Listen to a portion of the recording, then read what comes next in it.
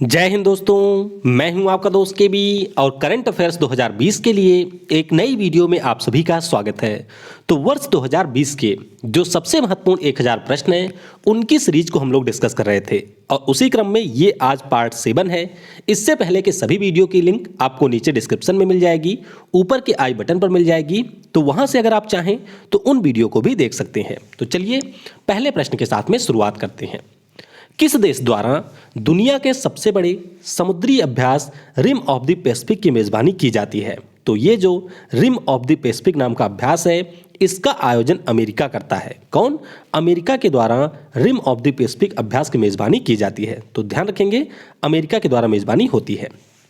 अगला प्रश्न है, भारत ने किस देश में आयोजित होने वाले काउकाज सैन्य अभ्यास में शामिल होने से मना कर दिया? तो काउकाज नाम का जो सैन्य अभ्यास है इसका आयोजन किया था रसिया ने और भारत ने इसमें शामिल होने से मना कर दिया था। तो ध्यान रखेंगे रसिया के द्वारा इसका आयोजन कराया गया था। अगला प्रश्न है, भारत व किस देश की नौसेनाओं के बीच द्विपक्षीय सैन्य अभ्यास इंद्र 2020 का आयोजन किया गया? तो ये आयोजन हुआ भारत और रूस के बीच में। तो इस प्रश्न का ऑप्शन ए करेक्ट होगा। आयोजन कहां पर हुआ था? तो अंडमान सागर में दोनों देशों की जो नौसेनाएं हैं उनके बीच में इसका आयोजन किया गया और 2003 में पहली बार इसका आयोजन शुरू हुआ था। अगला प्रश्न है, जुलाई 2020 में भारत व किस अन्य देश के बीच पासेक्स अभ्यास का आयोजन किया गया? तो पासेक्स नाम का जो अभ्यास है ये हुआ था अमेरिका के साथ में। किसके साथ में? अमेरिका के साथ में। तो पासेक्स नाम का जो अभ्यास है वैसे तो हम कई देशों के साथ में करते हैं, लेकिन यहाँ से आप ध्यान रखेंगे कि अमेरिका के साथ में हम लोग 4 अभ्यास करते हैं। कौन कौन से? एक तो है युद्ध अभ्यास, ये भी हम अमेरिका के साथ में करते हैं। वज्र प्रहार, ये भी अमेरिका के साथ में करते हैं। पिछले साल ही शुरू हुआ था टाइगर ट्रंप, जिसमें दोनों देशों की तीनों सेनाएं शामिल होती हैं, और एक हमारा है मालाबार। तो ये सारी आप ध्यान रखेंगे कि ये हम करते हैं अमेरिका के साथ में। अगला प्रश्न जो कि काफ़ी ज़्यादा महत्वपूर्ण है, वर्ष 2020 के लिए किस खिलाड़ी को पुरुष श्रेणी में world athlete of the year चुना गया? तो ये चुना गया है मोंडो ड्यूप्लांटिस को। किसे? मोंडो ड्यूप्लांटिस को, जो कि स्वीडन के एक पोल वाल्टर हैं। ये world athlete of the year रहे मेल कैटेगरी में। और एक हमारे खिलाड़ी हैं जिनका नाम है यूलिमर रोजास। क्या नाम है? यूलिमर रोजास, और ये world athlete of the year चुनी गई फीमेल कैटेगरी में। तो दोनों के नाम आपको यहाँ पर ध्यान रखने हैं कि मोंडो ड्यूप्लांटिस ये मेल कैटेगरी में world athlete of the year रहे और यूलिमर रोजास जो कि एक ट्रिपल जंप की खिलाड़ी हैं ये फीमेल कैटेगरी में world athlete of the year रही हैं। अगला प्रश्न है, दिसंबर 2020 में किस खिलाड़ी को WTA player of the year चुना गया? तो ये चुना गया है सोफिया केनिन को। किसे? सोफिया केनिन को, जो कि अमेरिका की टेनिस खिलाड़ी हैं और इस वर्ष का जो ऑस्ट्रेलियन ओपन था उसके महिला एकल का खिताब भी इन्होंने जीता था, इसीलिए WTA के द्वारा प्लेयर ऑफ द ईयर चुना गया है सोफिया केनिन को। अगला प्रश्न है, फिक्की इंडिया स्पोर्ट्स अवार्ड 2020 में किस खिलाड़ी को sports person of the year से सम्मानित किया गया? तो ये सम्मान मिला बजरंग पुनिया को और एलावेनिल वलारिवन को। तो इस प्रश्न का ऑप्शन सी करेक्ट होगा। तो मेल कैटेगरी में हरियाणा के जो हमारे रेसलर हैं बजरंग पुनिया, इनको सम्मानित किया गया sports person of the year से, और sports women of the year रही हैं एलावेनिल वलारिवन। कौन? Sports women of the year रही हैं एलावेनिल वलारिवन। तो ये आप ध्यान रखेंगे। इसके अलावा आपको ध्यान रखना है कि मध्य प्रदेश राज्य को खेलों को बढ़ावा देने के लिए सर्वश्रेष्ठ राज्य का पुरस्कार दिया गया। अब हम लोग कुछ ब्रांड एम्बेसडर के बारे में डिस्कस करेंगे जो कि आपकी परीक्षा के लिए महत्वपूर्ण होंगे। आपको याद होगा हम लोगों ने डिस्कस किया था गंगा उत्सव के बारे में, तो इसका आयोजन किया गया। उसी दौरान जो एक कॉमिक कैरेक्टर है जिसका नाम है चाचा चौधरी, तो चाचा चौधरी साबू ये सब आपने पढ़ा भी होगा, हो सकता है देखा भी हो। तो नमामि गंगे नाम का जो प्रोजेक्ट है इसके लिए कॉमिक कैरेक्टर चाचा चौधरी को ब्रांड एम्बेसडर बनाया गया है। तो ये आप ध्यान रखेंगे कि चाचा चौधरी नमामि गंगे प्रोजेक्ट के ब्रांड एम्बेसडर होंगे। डॉक्टर ट्रस्ट जो कि एक हमारी मेडिकल इक्विपमेंट बनाने वाली कंपनी है, इसने क्रिकेटर रोहित शर्मा को अपना ब्रांड एम्बेसडर बनाया है। किसे? रोहित शर्मा को अपना ब्रांड एम्बेसडर बनाया है डॉक्टर ट्रस्ट ने। आगे बात करेंगे पगार बुक की। तो पगार बुक ने मिर्जापुर वाले जो दादाजी हैं इनको और अक्षय कुमार को अपना ब्रांड एम्बेसडर बनाया है। तो फिलहाल अक्षय कुमार का नाम आपको ध्यान रखना है कि पगार बुक ने इनको अपना ब्रांड एम्बेसडर बनाया है। आगे बात करेंगे वाइज की। तो ये एक health care and sanitation product है जिसका नाम है वाइज। तो इन्होंने अभी विराट कोहली जो कि वर्तमान में भारतीय क्रिकेट टीम के कप्तान हैं, इनको अपना ब्रांड एम्बेसडर बनाया है। अगला है हॉर्लिक्स प्रोटीन प्लस। तो हॉर्लिक्स प्रोटीन प्लस ने अभिनेता अक्षय कुमार को अपना ब्रांड एम्बेसडर बनाया है। तो हिंदुस्तान यूनिलीवर लिमिटेड के द्वारा अभिनेता अक्षय कुमार को हॉर्लिक्स प्रोटीन प्लस के लिए ब्रांड एम्बेसडर बनाया गया है। ये काफ़ी ज़्यादा महत्वपूर्ण है कि दिसंबर 2020 में फिट इंडिया मूवमेंट के लिए किसे ब्रांड एम्बेसडर बनाया गया। तो यहाँ पर बनाया गया है कुलदीप हांडू को। किसे? कुलदीप हांडू को यहाँ पर फिट इंडिया मूवमेंट के लिए ब्रांड एम्बेसडर बनाया गया है। और इनके बारे में आप ध्यान रखेंगे कि जो वुशु नाम का खेल होता है उसके ये कोच हैं और इस वर्ष इनको द्रोणाचार्य पुरस्कार भी मिला है। तो अभी भारत सरकार के द्वारा फिट इंडिया मूवमेंट के लिए कुलदीप हांडू को ब्रांड एम्बेसडर बनाया गया है। अगला प्रश्न है कि सिस्का समूह ने किसे अपना नया ब्रांड एम्बेसडर नियुक्त किया। तो सिस्का समूह ने बनाया है एक्टर राजकुमार राव को। किसे? एक्टर राजकुमार राव यहाँ पर सिस्का समूह के ब्रांड एम्बेसडर बने हैं। अगला प्रश्न है ब्यूटी प्रोडक्ट ब्रांड बेगा द्वारा किस खिलाड़ी को अपना ब्रांड एम्बेसडर नियुक्त किया गया। तो इन्होंने ब्रांड एम्बेसडर बनाया है रोहित शर्मा को। किसे? रोहित शर्मा को बेगा के द्वारा अपना ब्रांड एम्बेसडर नियुक्त किया गया है। अगला प्रश्न है 16 साइकी जो कि हाल ही में चर्चा में रहा है, यह क्या है। तो इस प्रकार के प्रश्न एनटीपीसी के एग्जाम में काफ़ी पूछे जाते हैं। तो ध्यान रखिएगा 16 साइकी जो चर्चा में रहा था यह एक क्षुद्र ग्रह है, यानी कि यह एक एस्टेरॉयड है। और यह चर्चा में इसलिए रहा था क्योंकि एक रिपोर्ट प्रकाशित हुई थी और रिपोर्ट में यह बताया गया था कि जो हमारी पूरी पृथ्वी की अर्थव्यवस्था है उससे कहीं ज़्यादा वैल्यू है इस एस्टेरॉयड की। तो यहाँ पर इसकी ऊपर जो मेटल है उनकी वैल्यू अनुमानित की गई थी और इसीलिए ये रहा था चर्चा में। अगला प्रश्न है प्रत्येक वर्ष विश्व अंतरिक्ष सप्ताह कब मनाया जाता है। तो ध्यान रखिएगा वर्ल्ड स्पेस वीक ये होता है 4 से 10 अक्टूबर को, यानी कि इस प्रश्न का ऑप्शन ए करेक्ट होगा। थीम क्या इस बार रही थी। तो इस बार थीम रही थी सैटेलाइट इम्प्रूव्स लाइफ। क्या थी? Satellite improves life. ये इस बार के विश्व अंतरिक्ष सप्ताह का विषय था। अगला प्रश्न है भारतीय स्पेस एजेंसी इसरो ने किस वर्ष तक शुक्र ग्रह के लिए मिशन शुक्रयान 1 लॉन्च करने की घोषणा की है। तो इसरो ने ये कहा है कि हम लोग शुक्र ग्रह के लिए एक मिशन लॉन्च करेंगे 2025 तक। तो ये आप ध्यान रखेंगे। और इसमें जो फ्रांस की स्पेस एजेंसी है CNES उसकी मदद ली जाएगी इसरो के द्वारा। तो वीनस के लिए मिशन होगा शुक्रयान 1। अगला प्रश्न है 7 नवंबर 2020 को पृथ्वी अवलोकन उपग्रह यानी कि अर्थ ऑब्जर्वेशन सैटेलाइट EOS 01 को किस रॉकेट की सहायता से लॉन्च किया गया। तो इसे लॉन्च किया गया है PSLV C49 की सहायता से। तो इस प्रश्न का ऑप्शन ए करेक्ट होगा। तो बस आप ध्यान रखेंगे कि PSLV C49 से इस उपग्रह को लॉन्च किया गया है। और PSLV का नाम भी आपको पता होना चाहिए। इसका पूरा नाम है पोलर सैटेलाइट लॉन्च व्हीकल। क्या नाम है? Polar satellite launch vehicle. अगला प्रश्न है किस देश ने क्षुद्र ग्रह के लिए दुनिया के पहले खनन रोबोट एस्टेरॉयड माइनिंग रोबोट को लॉन्च किए जाने की घोषणा की है। तो ये घोषणा की है चीन ने। किसने? चीन के द्वारा ये घोषणा की गई है कि इनके द्वारा पहला खनन रोबोट भेजा जाएगा अंतरिक्ष में। और इसके लिए यानी कि किस स्थान पे खनन किया जाना है इसके लिए नियो 1 नाम का एक अंतरिक्षयान भी भेज दिया है चीन ने स्पेस में। तो ये आप जरूर याद रखेंगे। अगला प्रश्न है भारतीय स्पेस एजेंसी इसरो किस स्पेस एजेंसी के साथ मिलकर निसार मिशन को लॉन्च करेगी। तो निसार नाम का जो मिशन है इसे लॉन्च किया जाएगा नासा के साथ में मिलकर के। तो निसार जिसका पूरा नाम है NASA ISRO synthetic aperture radar. तो यह एक प्रकार का रिमोट सेंसिंग सैटेलाइट होगा जिसको 2022 में इसरो और नासा के द्वारा संयुक्त रूप से लॉन्च किया जाएगा। अगला प्रश्न है किस स्पेस एजेंसी के सोफिया ने पहली बार चंद्रमा की सतह पर पानी की खोज की है। तो सोफिया के द्वारा खोजा गया है नासा के ऊपर। तो इस प्रश्न का ऑप्शन डी करेक्ट होगा। तो बस आपको यही ध्यान रखना है कि नासा का जो सोफिया यान है उसके द्वारा चंद्रमा की सतह पर पानी की खोज की गई है। अगला प्रश्न है नासा किस कंपनी के साथ मिलकर चंद्रमा पर पहले 4G सेल का निर्माण करेगी। तो ये जो 4G सेल है इसका निर्माण किया जाएगा नोकिया के साथ में मिलकर के।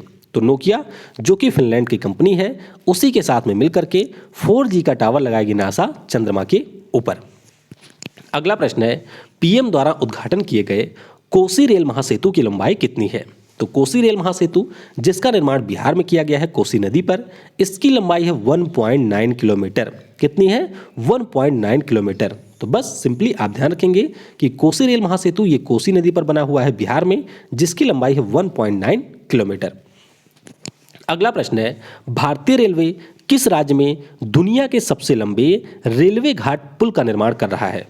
तो दुनिया का अगर सबसे लंबा रेलवे घाट पुल आपसे पूछा जाए तो उत्तर होगा मणिपुर। कहां पर? मणिपुर राज्य में इजई नदी है और इसी के ऊपर 141 मीटर ऊंचे रेलवे घाट पुल का निर्माण किया जा रहा है भारतीय रेलवे के द्वारा। यहां पर थोड़ा सा सबसे लंबा नहीं होगा, सबसे ऊंचा होगा। सबसे ऊंचा रेलवे घाट पुल होगा जो कि बन रहा है इजई नदी पर, और ये बना रही है भारतीय रेलवे। अगर आपसे ये पूछा जाए कि विश्व का सबसे ऊंचा रेल ब्रिज कौन सा है, तो ये हमारा बन रहा है जम्मू कश्मीर में चिनाब पर, और इसकी ऊंचाई होगी 359 मीटर। अगला प्रश्न है, केंद्रीय मंत्री नितिन गडकरी ने किस राज्य में महात्मा गांधी सेतु के ऊपर नवनिर्मित पश्चिमी लेन का उद्घाटन किया है? तो ये जो पश्चिमी लेन है इसका उद्घाटन किया गया बिहार में। कहां पर? बिहार राज्य में इसका उद्घाटन किया गया केंद्रीय मंत्री नितिन गडकरी के द्वारा। तो सिंपली आपको ध्यान रखना है कि जो महात्मा गांधी सेतु है गंगा नदी पर बिहार में, उसी में एक पश्चिमी लेन का उद्घाटन किया है केंद्रीय मंत्री नितिन गडकरी जी ने। अगला प्रश्न है, कौन सा देश डबल स्टैक कंटेनरों के लिए विद्युतीकृत रेल सुरंग बनाने वाला दुनिया का पहला देश होगा? इसका मतलब यह है कि यहां पर जो हमारा टनल होगा इसके अंदर से जो हमारे डबल स्टैक कंटेनर होते हैं, यानी कि जिन्हें आप 2 महिला ट्रेन कह सकते हैं, वह ट्रेनें हमारी पास करेंगी, और इसका निर्माण कर रहा है भारत। कहां पर? हरियाणा में सोहना के पास में। तो ये आपके लिए महत्वपूर्ण है कि हरियाणा के मेवात से ये जोड़ेगी, और इसका निर्माण किया जा रहा है कहां पर? भारत के द्वारा हरियाणा के सोहना के पास में। अगला प्रश्न है, किस राज्य में रमंग पुल का उद्घाटन किया गया? तो रमंग पुल की बात करते हैं तो इसका उद्घाटन किया गया अरुणाचल प्रदेश में। कहां पर? अरुणाचल प्रदेश में रमंग पुल का उद्घाटन किया गया है। अगला प्रश्न है, भारतीय रेलवे द्वारा निर्मित विश्व के सबसे ऊंचे रेल ब्रिज की लंबाई कितनी होगी? तो इसकी लंबाई होगी 1.3 किलोमीटर। तो जैसा कि मैंने अभी आपको ऊपर बताया कि भारतीय रेलवे के द्वारा 2 ब्रिज बनाए जा रहे हैं। सबसे ऊंचा रेलवे घाट ब्रिज जो कि मणिपुर में इजई नदी पर बन रहा है, और सबसे ऊंचा रेल ब्रिज जो कि दुनिया का होगा, इसका निर्माण किया जा रहा है कहां पर? जम्मू कश्मीर में। तो इसका नाम है चिनाब रेल ब्रिज। ऊंचाई कितनी है? तो इसकी ऊंचाई होगी 359 मीटर। ये आप देख सकते हैं। तो इसका निर्माण किया जा रहा है कटरा बनिहाल रेलवे लाइन पर भारतीय रेलवे के द्वारा। अगला प्रश्न है, किस राज्य की सरकार ने देश के पहले ग्लास फ्लोर ब्रिज के निर्माण की घोषणा की? तो ये ब्रिज बनाया गया है उत्तराखंड की सरकार के द्वारा। किसके द्वारा? उत्तराखंड की सरकार के द्वारा इसका निर्माण किया गया है ऋषिकेश में लक्ष्मण झूले के स्थान पर। अगला प्रश्न है, बिम्स्टेक समूह के देशों का 5वां सम्मेलन सितंबर 2020 में कहां पर आयोजित किया गया? तो इसका आयोजन हुआ था कोलंबो में। कहां पर? कोलंबो में इसका आयोजन किया गया था। और आप ध्यान रखेंगे कि 2018 से 20 तक के लिए श्रीलंका इसका अध्यक्ष देश है। अगला प्रश्न है, भारत में किस वर्ष इंटरपोल की 91वीं महासभा का आयोजन किया जाएगा? तो इंटरपोल की जो 91वीं महासभा है इसका आयोजन 2022 में होगा अपने देश भारत में। तो ये आप ध्यान रखेंगे। वैसे अगर हम लोग इंटरनेशनल क्रिमिनल पुलिस ऑर्गेनाइजेशन की बात करते हैं तो यह एक अंतर्राष्ट्रीय संगठन है जिसका मुख्यालय आपको फ्रांस के लियोन में मिलेगा। तो 2020 में अबू धाबी में हुआ यूएई के, 2021 में ये होगा टर्की में, और 2022 में इसकी जो 91वीं महासभा है उसका आयोजन अपने देश भारत में किया जाएगा।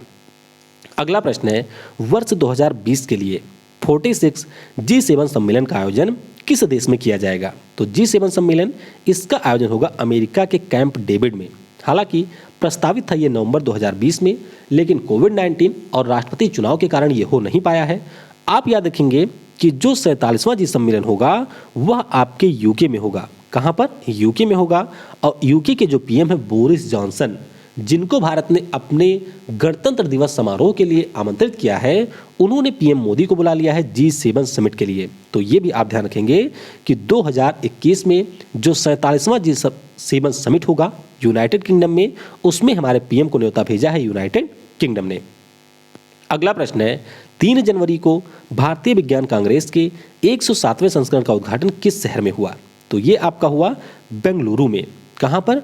बेंगलुरु में इसका आयोजन किया गया। और थीम आपके लिए महत्वपूर्ण है तो ध्यान रखेंगे science and technology rural development, यानी कि विज्ञान और प्रौद्योगिकी ग्रामीण विकास 107वें भारतीय विज्ञान कांग्रेस का विषय था। और 108वां कहाँ पर होगा? तो इसकी भी डेट आ चुकी है, तो ध्यान रखिएगा ये आयोजित किया जाएगा पुणे में। कहाँ पर? पुणे में 108वें संस्करण का आयोजन किया जाएगा। अगला प्रश्न है 5वें एशिया प्रशांत ड्रोसोफिला सम्मेलन की शुरुआत किस शहर में हुई है? तो इसकी शुरुआत हुई पुणे में। कहाँ पर? पुणे में इसकी शुरुआत हुई। तो इस प्रश्न का ऑप्शन ए करेक्ट होगा। तो बस आपको ध्यान रखना है कि प्रत्येक 2 वर्षों पर इसका आयोजन होता है और पहली बार इसका आयोजन अपने देश भारत में किया गया है। अगला प्रश्न है 5वें दलहन सम्मेलन 2020 का आयोजन किस राज्य में किया गया? तो जो 5वां दलहन सम्मेलन है इसका आयोजन पहली बार किया गया महाराष्ट्र में। कहाँ पर? महाराष्ट्र के लोनावला में इसका आयोजन किया गया था। अगला प्रश्न है वर्ष 2020 के लिए विलियम ई कोल्बी पुरस्कार से किसे सम्मानित किया गया?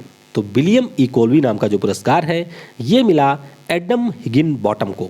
किसे? एडम हिगिनबॉटम को ये पुरस्कार मिला है। क्यों दिया गया ये पुरस्कार? क्योंकि इनके द्वारा एक पुस्तक लिखी गई थी जो कि चेरनोबिल के डिजास्टर के ऊपर आधारित थी। पुस्तक का नाम था Midnight in Chernobyl the untold story of the world's greatest nuclear disaster. और इसी के लिए एडम हिगिनबॉटम को विलियम ई कोल्बी पुरस्कार से सम्मानित किया गया। अगला प्रश्न है वर्ष 2020 के लिए प्रतिष्ठित निक्कई एशिया पुरस्कार से किसे सम्मानित किया गया? तो ये पुरस्कार मिल गया है टी प्रदीप को। किसे? टी प्रदीप को ये पुरस्कार मिला है, यानी कि इस प्रश्न का ऑप्शन ए करेक्ट होगा। तो बस आप ध्यान रखेंगे कि टी प्रदीप जो कि IIT मद्रास के प्रोफेसर हैं, इनको निक्कई एशिया पुरस्कार दिया गया 2020 के लिए। अगला प्रश्न है वर्ष 2020 के लिए मार्कस वालनबर्ग पुरस्कार से किसे सम्मानित किया गया? तो ये पुरस्कार मिला है 3 लोगों को।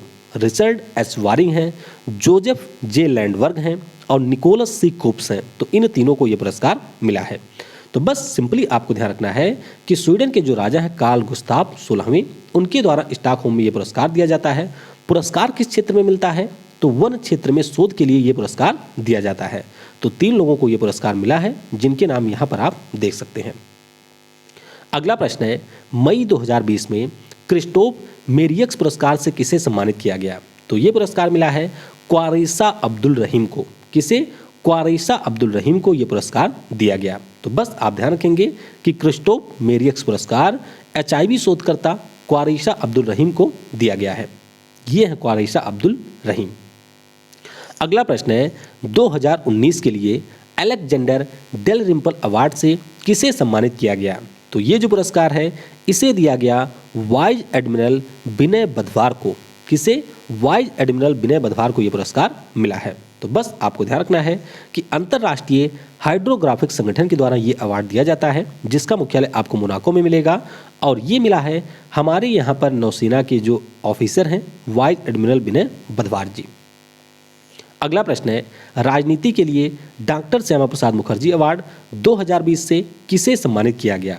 तो ये पुरस्कार मिला सर्बानंदा सोनोवाल जी को। किसे? सर्बानंदा सोनोवाल जी जो कि असम राज्य के CM हैं, उनको 2020 में डॉक्टर श्यामा प्रसाद मुखर्जी अवार्ड से सम्मानित किया गया है। अगला प्रश्न है मार्च 2020 में international women of courage award 2020 से किसे सम्मानित किया गया?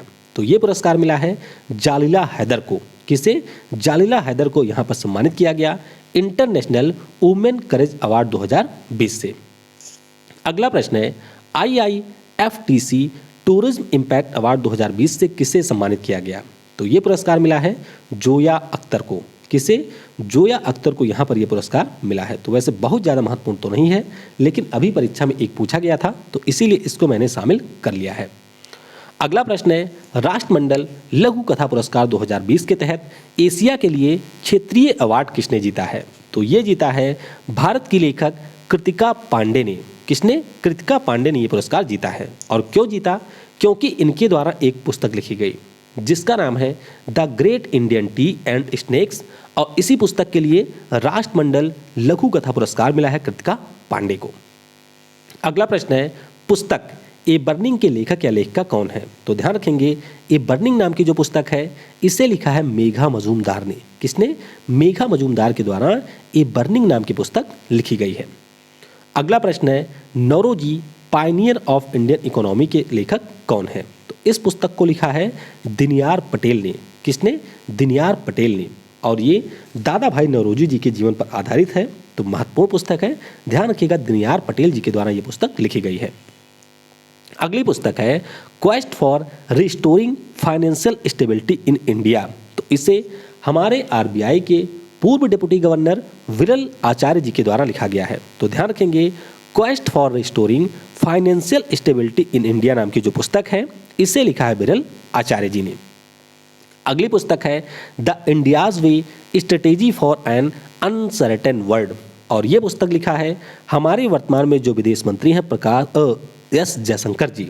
तो आपको याद रखना है the India's way strategies for uncertain world नाम की जो पुस्तक है इसे लिखा है एस जयशंकर जी ने। अगली पुस्तक है Shivaji in South Block the unwritten history of a proud people. और ये पुस्तक लिखा है गिरीश कुबेर ने। किसने? गिरीश कुबेर के द्वारा शिवाजी के जीवन पर या फिर जो महाराष्ट्र का प्राचीन इतिहास है उसको लेकर के ये किताब लिखी गई है जिसका नाम है शिवाजी इन साउथ ब्लॉक। अगली पुस्तक है human dignity a purpose in perpetuity. तो ये पुस्तक ऑलरेडी परीक्षा में पूछी जा चुकी है, तो ध्यान रखिएगा अश्विनी कुमार जी के द्वारा इस पुस्तक को लिखा गया है जिसका नाम है human dignity a purpose in perpetuity. और विमोचन किसने किया था? तो पूर्व पीएम डॉक्टर मनमोहन सिंह जी के द्वारा इसका विमोचन किया गया था। अगली पुस्तक है the story of yoga from India to contemporary world. तो ये लिखा है एक इतिहासकार हैं स्कॉटलैंड के जिनका नाम है एलियस्टर सियर। क्या नाम है? Alastair share. ये स्कॉटलैंड के एक इतिहासकार हैं और उन्होंने पुस्तक में बताया है कि किस प्रकार से जो योगा है वह भारत से दुनिया के अन्य हिस्सों में पहुंचा था। तो इंपॉर्टेंट पुस्तक है, इसके बारे में भी आप याद रखेंगे। अगली पुस्तक है Gandhi's Hinduism the struggle against Jinnah Islam. तो इस पुस्तक को लिखा है एम.जे. अकबर ने। किसने? एम.जे. अकबर, जो कि बीजेपी के राज्यसभा से सांसद हैं। इन्हीं के द्वारा पुस्तक लिखी गई है गांधी जी के हिंदुइज्म और जिन्नाह के इस्लाम के बीच में जो संघर्ष रहा था उसके ऊपर। तो इंपॉर्टेंट बुक रहेगी आपकी परीक्षा के लिए, इसे भी आप याद रखेंगे। अगली पुस्तक है द थिन माइंड मैप। तो द थिन माइंड मैप नाम की जो पुस्तक है इसे लिखा है धर्मेंद्र राय ने। किसने? धर्मेंद्र राय के द्वारा पुस्तक लिखी गई है जिसका नाम है द थिन माइंड मैप। तो इस तरीके से हमने पार्ट 7 को भी डिस्कस कर लिया है और कल से मेरी कोशिश रहेगी कि आपको मैं 2 वीडियो प्रोवाइड करा सकूं जिससे थोड़ा सा जल्दी हो जाए और जो भी हमारे बेस्ट 1000 करंट अफेयर्स हैं उनका रिवीजन हम लोग कर सकें। तो बस आपको वीडियो को लाइक करना है, शेयर करना है और पूरे वीडियो को बहुत ही ध्यान से देखना है। पीडीएफ भी आपको जल्द ही मिल जाएगी, तो उससे अगर आप लोग चाहें तो रिवीजन भी कर सकते हैं। Thanks for watching.